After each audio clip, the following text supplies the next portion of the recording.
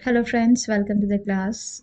अभी के इस क्लास में हम लोग कोठारी कमीशन के बारे में जानेंगे कि कोठारी कमीशन इन शॉर्ट सिर्फ कोठारी कमीशन ही यहाँ कवर करने वाले हैं हम लोग। ठीक है, तो देखो, कोठारी कमीशन जिसको हम लोग इंडियन एजुकेशन कमीशन भी बोलते हैं, क्या बोलते हैं? इंडियन एजुकेशन कमीशन 1964 टू 66 ये आपका सेटअप किया गया था गवर्नमेंट ऑफ इंडिया की तरफ से। किस लिए किया गया था? सो दैट इंडियन का जो एजुकेशन सिस्टम है इसको इम्प्रूव करने के लिए, ओवरऑल हमें क्या क्या इम्प्रूवमेंट, क्या क्या चेंजेस की रिक्वायरमेंट है ये देखने के लिए। It was chaired by doctor DS Kothari, जिसका मतलब क्या है पूरा? डॉक्टर दौलत सिंह कोठारी। एंड ये आपका बहुत ही इंपॉर्टेंट और बहुत ही अच्छा एजुकेशन कमीशन था इंडियन हिस्ट्री में टिल नाउ। ठीक है, अब जैसे कि इस कोठारी कमीशन का मेन मकसद क्या था, पर्पस क्या था? ये जो कमीशन है इसका मेन एम था कि हम एजुकेशन सिस्टम को और अच्छा रेलिवेंट बना सके, सोशल एंड इकोनॉमिक नीड पूरा कर सके, साथ ही साथ प्रमोट कर सके सोशल कोहेंशन एंड क्रिएट कर सके एक national development. Common school system के लिए इन्होंने क्या बताया? ये जो रिकमेंडेशन है कॉमन स्कूल सिस्टम इन्होंने रिकमेंड किया, कॉमन स्कूल सिस्टम रिकमेंड किया गया कोठारी कमीशन की तरफ से। ठीक है, इन्होंने रिकमेंड किया कॉमन स्कूल सिस्टम, जिसका मतलब ये था कि सभी को इक्वल अपॉर्चुनिटी मिलेगी, सभी को इक्वल अपॉर्चुनिटी मिलेगी, सभी को मतलब एवरीवन जो भी है, suggesting public and private school कि सभी को सिमिलर एजुकेशन प्रोवाइड किया जाए। जिसकी वजह से हमने क्लास में पढ़ा भी है कि कोठारी कमीशन में आपको free of cost education provide की जाती है, कोई ट्यूशन फी नहीं है, कोई ट्यूशन फी नहीं है, no tuition fee is there. And सभी के लिए for all there is a free of cost education, किसी से कोई चार्ज नहीं लेना है, जिसकी वजह से इन्होंने कॉमन स्कूल सिस्टम वाला कॉन्सेप्ट दिया, जिसका मतलब ये होता है सभी को इक्वल अपॉर्चुनिटी मिलेगा पढ़ने का और सभी को सिमिलर एजुकेशन मिलेगा, मतलब किसी में कोई डिस्क्रिमिनेशन नहीं होगा, किसी में कोई भेदभाव नहीं होगा, और ये नहीं करने का है, चाहे वो कास्ट हो, क्रीड हो, कलर हो, कुछ भी हो, बैकवर्ड क्लास हो, फॉरवर्ड क्लास हो, कोई भी ऐसा डिस्क्रिमिनेशन नहीं होगा। इस सब को अवॉइड करके हम कॉमन स्कूल सिस्टम फॉलो करेंगे, वेदर वो पब्लिक हो या प्राइवेट स्कूल हो, सभी के सभी सिमिलर स्टैंडर्ड ऑफ एजुकेशन को फॉलो करेंगे। इन्होंने 10+2+3 स्ट्रक्चर को प्रोपोज किया, मीन्स प्रोवाइड किया। जो कमीशन है ये बताया गया आपको 10+2+3 का पॉइंट बताया गया इन्होंने, जो स्कूल और हायर एजुकेशन में फॉलो किया जाता था।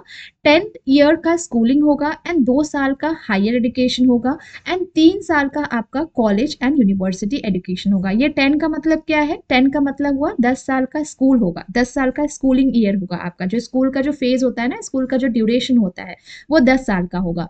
2 साल का आपका हायर एजुकेशन होगा, हायर सेकेंडरी, दैट इज हम जूनियर्स कॉलेज की बात कर रहे हैं। एंड 3 साल का आपका कॉलेज या यूनिवर्सिटी प्रोग्राम होगा, जो आप देखोगे कि 1 to 10 हम लोग क्या पढ़ते हैं, स्कूल में पढ़ते हैं। फिर हम जब हम 11 से लेकर के 12 की बात करें, जो हमारा हायर सेकेंडरी होता है, ये 2 साल का हुआ, तो 10 हुआ यहाँ पे और ये 2 हुआ। और हमारा 3 साल का ग्रेजुएशन का कोर्स, दैट इज आपका BCom या BA जो भी आप करते हो, वो आपका हो गया 10+2+3 का कंप्लीट पूरा स्ट्रक्चर जो कोठारी जी ने दिया था। इन्होंने फोकस किया साइंस एंड टेक्नोलॉजी पे, इन्होंने नीड बताया कि साइंस का और टेक्निकल एजुकेशन का रिक्वायरमेंट क्यों है।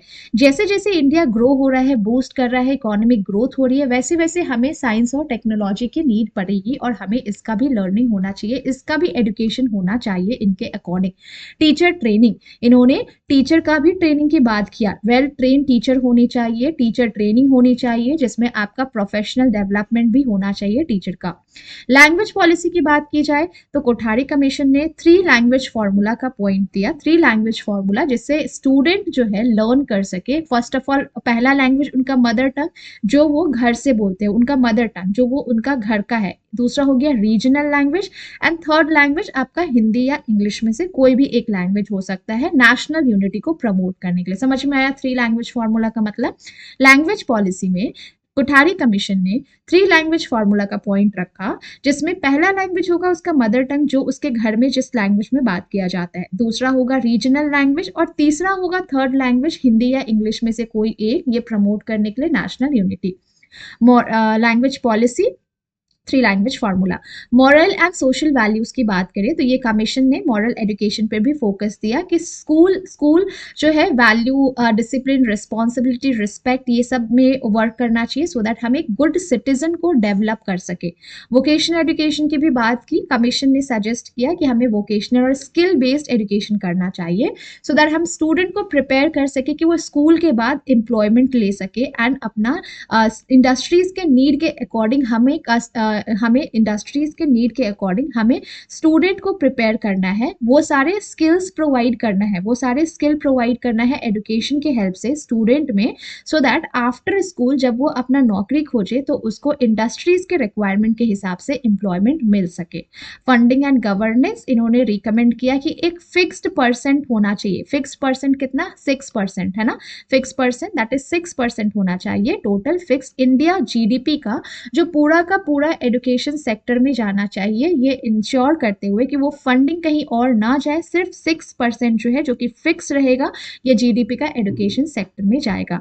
तो ये कोठारी कमीशन जो है रिकमेंडेशन जो है एजुकेशन सिस्टम में बहुत अच्छा चेंजेस लाया, एजुकेशन सिस्टम को काफी अच्छा किया, जिसके हेल्प से हम और अच्छा अच्छा एजुकेशन हो पाया। तो कोठारी कमीशन यहाँ पे देख सकते हो, ये पूरा आपका कोठारी कमीशन का कंप्लीट पॉइंट है जो आपका एग्जाम पॉइंट ऑफ व्यू से इंपॉर्टेंट है। दौलत सिंह कोठारी, पर्पस था आपका सभी को free of cost education provide करना, नेशनल डेवलपमेंट करना, कॉमन स्कूल सिस्टम, 10+2+3 का कॉन्सेप्ट दिया, एम्फेसिस प्रोवाइड किया साइंस एंड टेक्नोलॉजी पे, teacher training, language policy, three language formula और moral and social value, vocational education, funding and governance पे।